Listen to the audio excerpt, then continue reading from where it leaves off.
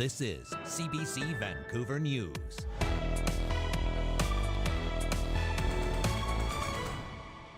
I will say, welcome to Canada. Shake, shake, shake. Vote Liberal. A BC Mountie's website raises concerns within the RCMP. Supposed to be a trusted members of our community. And beyond. There's a violation that has occurred. A break-in at a student residence at UBC sees a lot of personal information stolen and plenty of locks changed. The feeling that I have finally I arrived and I have home and I belong somewhere. And he lived in an airport for months, but now a former Syrian refugee is a Canadian citizen and calls BC home. Good evening, I'm Dan Burritt. Thanks for joining us. The RCMP is investigating a BC Mountie's website that mocks the Prime Minister and marginalized communities. That website has caught the eye of the officers' community as well. And as Brady Strachan reports, it and its contents are raising concerns about discriminatory views within the RCMP. Hello, and welcome to the Church of Trudeau. My name is Father B. This is one of several videos from RCMP officer Brent Lord's webpage. It was taken down late last year, but content obtained by CBC News shows Lord dressed up in outlandish costumes in what appears to be satirical political commentary.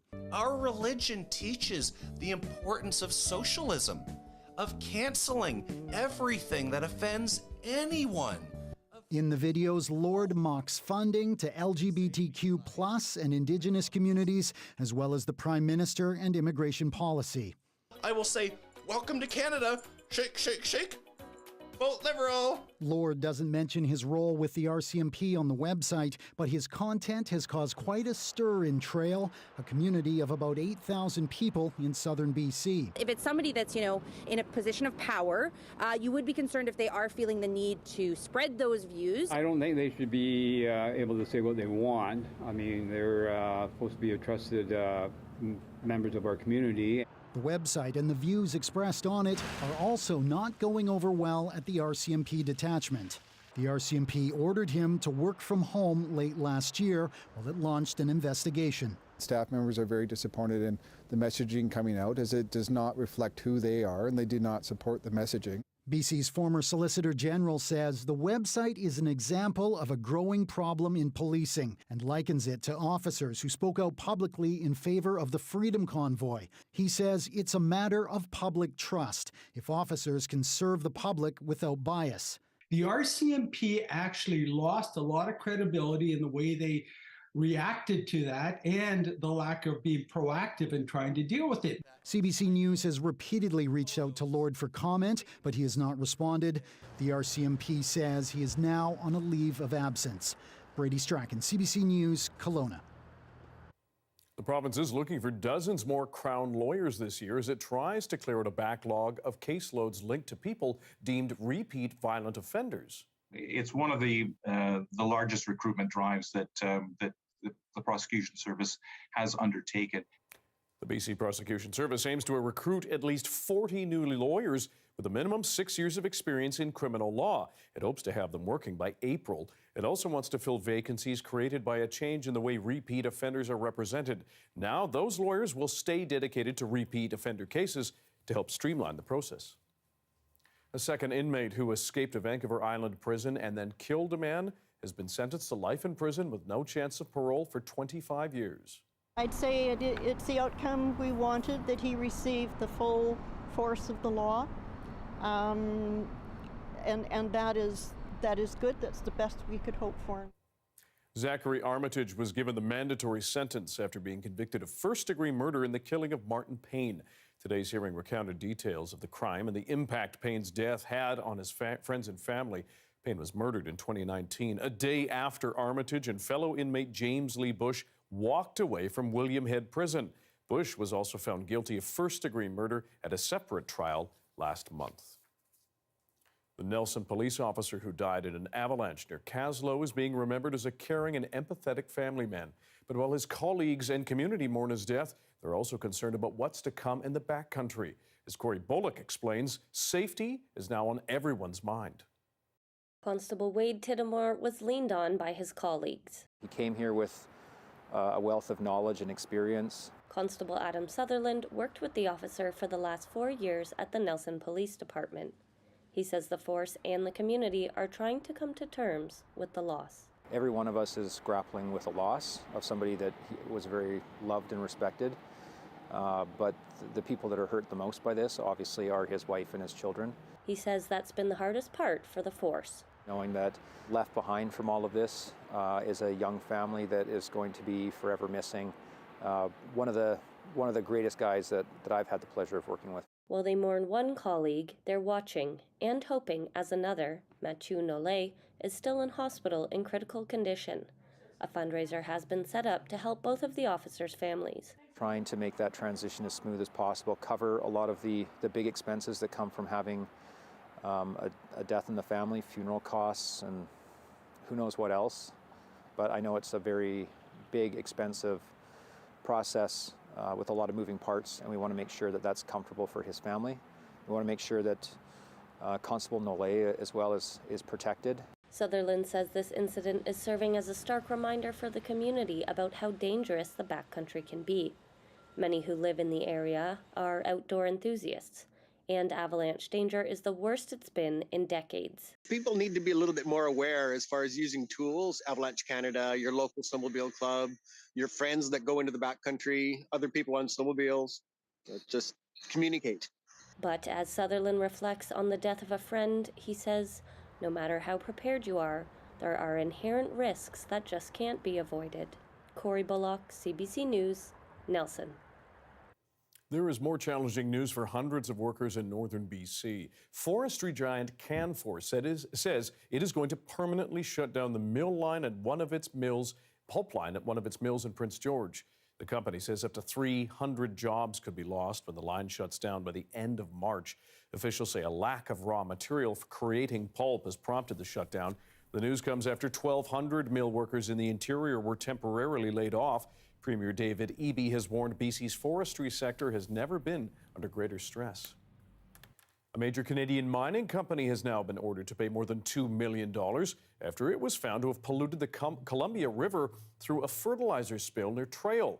Teck Metals was fined after it pleaded guilty to 3 charges under the Federal Fisheries Act.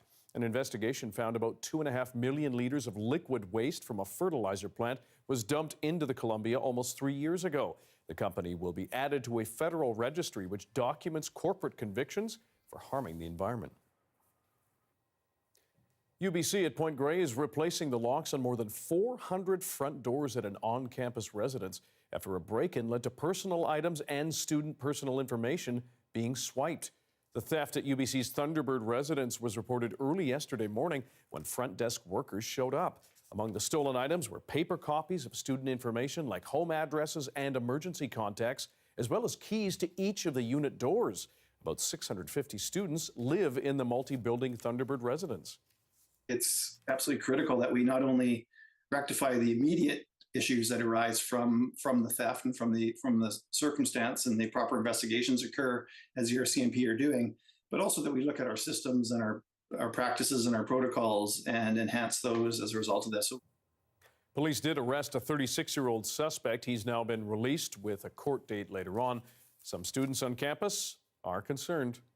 I hope it's safe, but I see a lot of the break-in that you just mentioned, but I feel like the campus could be a bit more safe for people to live in. I mean, but they didn't break in my house, so it's all right. I found someone is trying to open the door of my residence. Yeah, and I feel fortunate that I remember to lock the door. Otherwise, he will just get inside.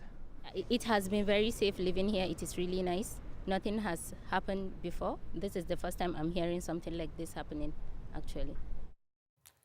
Okanagan College in Kelowna, meanwhile, has been hit by a cybersecurity attack. Yesterday morning, the college shut down its internal network systems after it spotted the problem. It's been a major hassle for students and staff as they wait for service to be restored. The shutdown impacts nearly 16,000 students and 1,200 employees at campuses in Kelowna, Vernon, Penticton, and Salmon Arm. IT teams are looking into what happened with the help of outside cybersecurity experts. The college has yet to figure out whether personal information was compromised. A mother in Mission has filed a lawsuit against the local school district, alleging her son was sexually assaulted by 5 boys at school. Court documents claim the alleged attack happened in November during school hours. The alleged victim was just 9 years old. CBC News is not naming the mother or the school to protect the child's privacy. She says her son has been traumatized and claims school officials failed to report or investigate it. The claim says the school district is liable for negligence. Food banks and other food support providers in Canada are bracing for a major increase in demand. Agencies here in BC say they're even more overwhelmed by the number of people signing up for their help. Zara Premji has more from worried staff at a food bank in Surrey. You have a choice. You either heat your house or eat. You pay your rent or eat. There's no choice. Olivia Fletcher says the last few months have felt like a never-ending struggle. She has a family of 6 and is one of thousands who turns to the Fraser Valley Regional Food Bank to keep food on the table. She's not alone. Many are feeling the pinch amid rising costs of living. It's very hard to keep up with the bills, especially January, February. The prices has become more expensive, and it's a little bit hard. The food bank says since January it has had over 75 families apply for their services, a need it describes as astronomical. In the past, we were kind of averaging anywhere from about 25 to 50 families per month, and to have 75 families needing food bank in the first 10 days of the month is just crazy. He says the weekly number of families coming to the food bank has also increased dramatically, from roughly 200 families a week to nearly 500 or 600. Any other year, it's sort of a manageable increase. This is almost an overwhelming increase, so that the fear and the concern is definitely palpable. What is going to happen in a month from now? Do we have enough food coming in? On our big shorter days, we do it through that big room, and then on Wednesdays we're actually open in here for people to come through for about 8 hours, so they can come and they can shop the whole time and come through and grab a certain amount of items through here. So we've kind of set this up as a bit of a grocery store right in here. Data suggests food banks across the province are struggling to keep up with the unprecedented spikes in demand. Food Banks BC says the number of new clients accessing services across the province has jumped up 62% compared to this time last year. With the spike in demand and a dip in donations after the holidays, the ask for help from neighbors is a clear and simple one. Just if you have more than you need, by all means, please donate, because we need it. Zara Premji, CBC News, Surrey.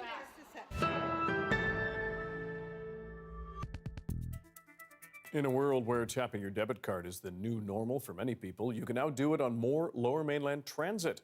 TransLink is now accepting Interact Debit as a tap option on buses. It already exists for SkyTrain.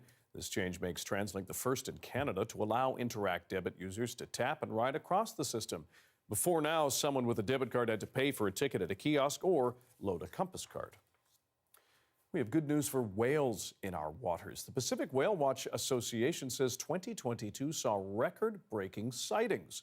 More than 1,000 groups of Biggs killer whales and almost 400 humpback whales were seen in the Salish Sea. Both numbers are up from last year, and they will likely continue to grow as whale populations rise. 370 new coastal Biggs killer whales were introduced last year, and 34 humpback mothers with calves were seen on their way from birthing grounds in Hawaii, Mexico, and Central America. Researchers credit more food in the Salish Sea, like seals, porpoises, and small fish.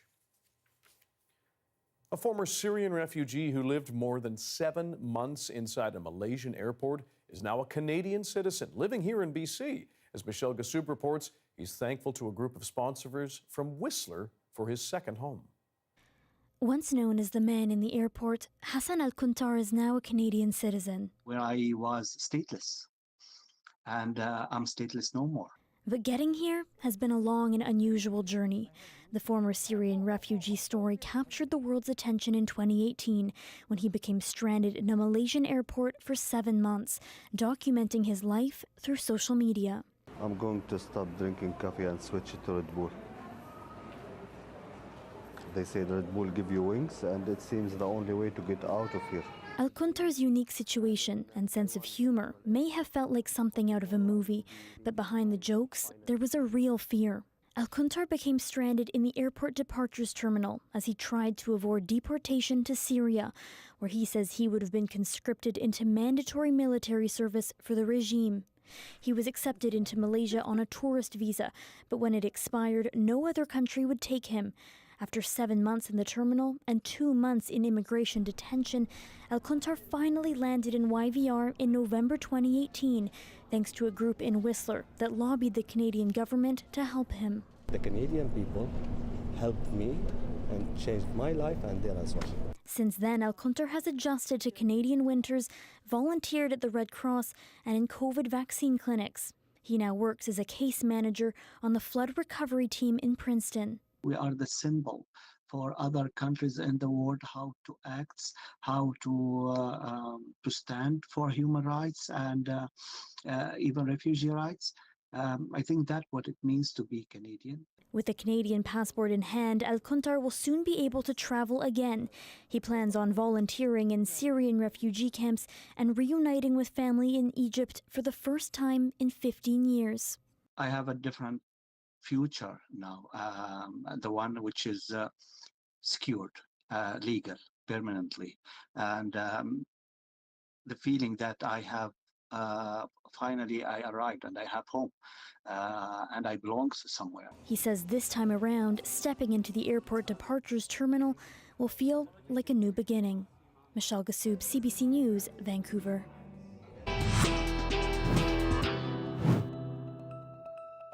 This is the mother lode of silverware.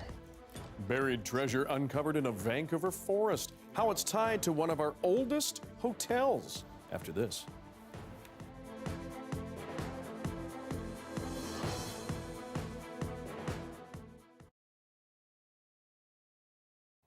And hello to everyone watching our commercial-free live stream tonight. When you think about the best outdoor public spaces in the Lower Mainland, Stanley Park, Granville Island, other places might spring to mind, but a growing number of urban planners and politicians think it might be a space on the North Shore.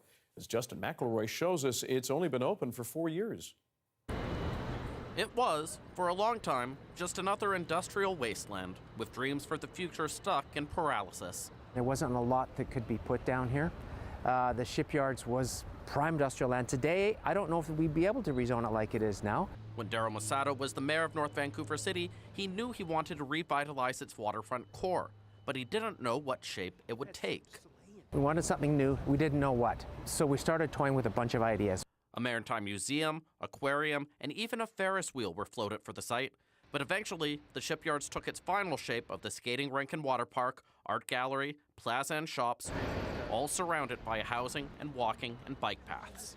It's got all the component pieces that you want in a great people place. It's got food, it's got activity, it's got attractions for people, water in the summer, ice in the winter, it's year-round, it's 24-hour. It's got culture, it's got housing. And it's not just planners that think so. Outside of North Vancouver, there's admiration in what the city has managed to create. I think the Shipyards is the best urban public space in Canada that I've ever seen. So why does it work?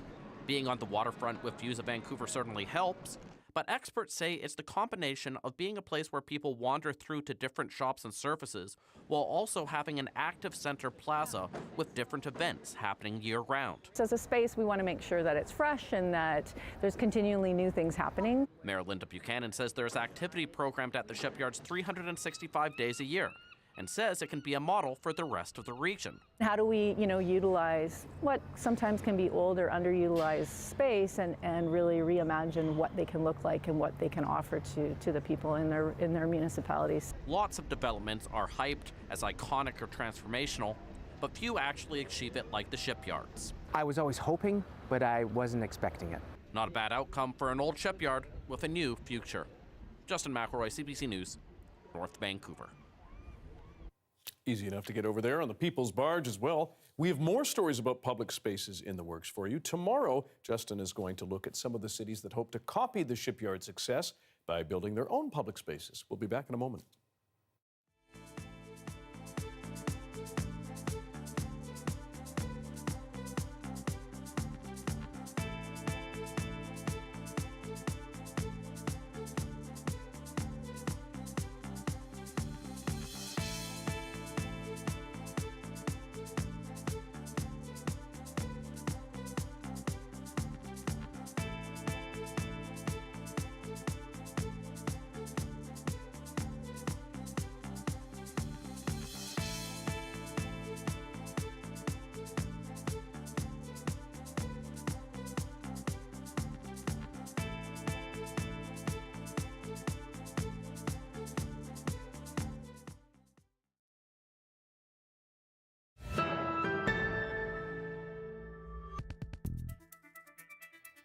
Two men made a very surprising find in a Vancouver forest a few weeks ago.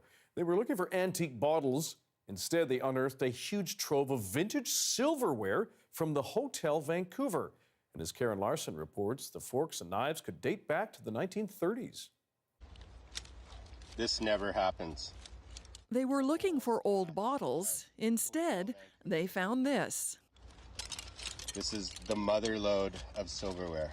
I thought we were going to have to fight over who got the first piece of cutlery, and then I kept finding more and more and more. A hot tip about an abandoned car led the pair to the secret location. In no time, they hit a so-called hot pocket, pulling 121 intact pieces of silverware out of the dirt. Spoons, knives, forks, even pickle forks, all with an old Hotel Vancouver insignia. It's pretty amazing to actually have found this without any map or anything to the person that originally put this stuff there. With a little research, they discovered the silverware could date back as far as 1939, when the Grand Railway Hotel first opened at the corner of Burrard and Georgia. The logo, which on the spoons says Hotel Vancouver, is a mimic of the Canadian national logo of the time. Many of the pieces are in surprisingly good condition, considering they were buried in a rainforest for who knows how many decades. The pair won't divulge the exact location of the stash, only to say it was somewhere near the UBC lands. How it got there is anyone's guess. We've basically come down to two conclusions. It was either put there purposely for somebody to find in the future, as we did, or it was somebody that stole it and stashed it for a rainy day, and then something happened to that person or they forgot about it. Since posting their find on social media, collectors have been reaching out wanting to buy pieces. So the ones that have cleaned up really good still hold a really good market value to collectors. We've already decided we're both going to keep one set for ourselves. We're offering one set to the hotel for their archives. The find won't make them rich, but they sure have a good story to tell now about the history and mystery of treasure found buried in a Vancouver woods. Karen Larson, CBC News, Vancouver. Always good to have a pickle fork. There's a live shot of Harbour Centre. We again await the rain, and there is plenty on the way. Kuljeet's BC-wide forecast is also on the way right after this.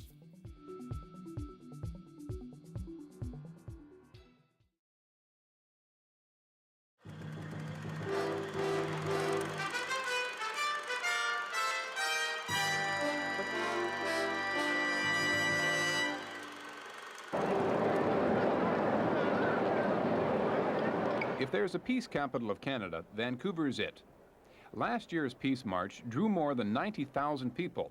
No other Canadian city came close to drawing that many marchers. So when it's disclosed nuclear bombs may be stationed 90 miles away, you expect reaction. I think we should try and get people to write letters and even make phone calls and visit members of Parliament. I think we should talk to individual members of Parliament, especially here in Vancouver where we have. This is a committee meeting of UBC's Students for Peace and Mutual Disarmament. Crammed into a tiny office, the committee is discussing how it should respond to the news. It's distressed plans to put nuclear weapons in Canada even exist. Gary Marchant leads the meeting. He's also the vice president of a group representing 190 Lower Mainland peace organizations. This is a very serious development. If our military, Department of National Defense, which should not be making policies, making these decisions and agreements without the politicians approving of them. I see that as a very dangerous development. Maybe there are others. That's right. You never know what kind of other things are hidden that haven't been leaked yet through these classified documents accidentally coming to the surface. Not everyone in the peace movement is concerned. Some say it's the overall buildup of nuclear weapons that's dangerous. Where they put them doesn't matter. Others point out that the U.S. military dreams up thousands of war game schemes every year. Pauline Jewett is the NDP's external affairs critic. Jewett wants to know why the U.S. is making plans for Canada without our knowledge. If the government knew nothing about this at all, of these contingency plans, that, in a way, is even more shocking than if they had deliberately decided to change our policy, because it suggests that the U.S. Defense Department makes its contingency plans for the deployment of nuclear weapons outside the United States in other countries without any consultation with those countries, and that therefore it's running the show. On the streets, Vancouverites have mixed feelings, but a majority of people we talk to are against a nuclear role for Canada, war or not. My views are no, I'm against something like that. I think it's a good idea. I mean, let's face it, we can't throw snowballs at them if they want to fight. I think it's horrible. Absolutely horrible. Well, I think it's a good idea. They are stupid. They are paranoid. No, I think that having a nuclear base only invites attack. I would like to keep them out of here.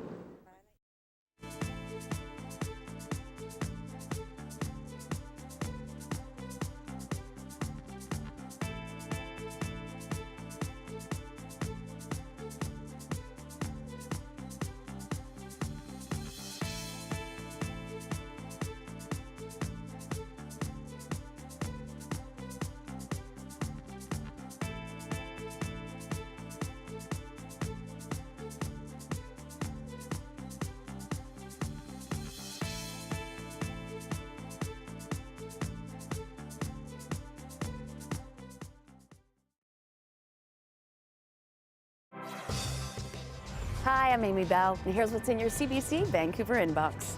Ring in the Year of the Rabbit with CBC Vancouver at the annual Chinatown Spring Festival Parade on Sunday, January 22nd. Join us along the parade route and celebrate the Lunar New Year with fun and festivities for the whole family.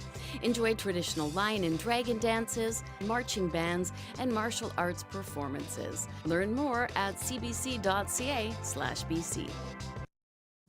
The weather update is brought to you by Direct Buy Furnace, installing the most reliable heating and cooling brand. It's hard to stop a train.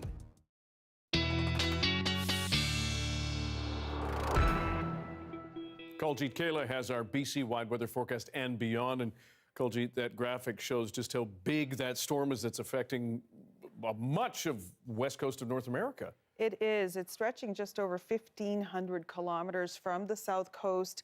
Washington State, Oregon is going to be seeing lots of rain. Sacramento up to 100 millimeters of rain in the next 48 hours. And we're going to get quite a bit as well starting tomorrow into Friday. So the next 48 hours, lots of wet conditions. We've also had some warnings issued as well.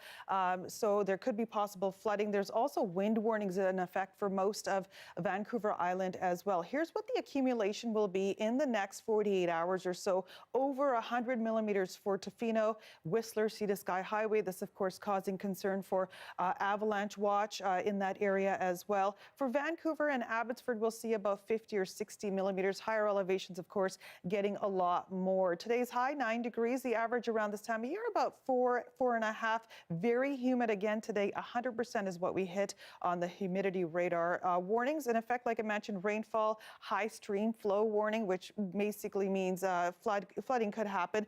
And this heavy rain for the next 48 hours will bring quite a bit of it for the Tri-Cities, the North Shore, and up to the Sea to Sky Highway.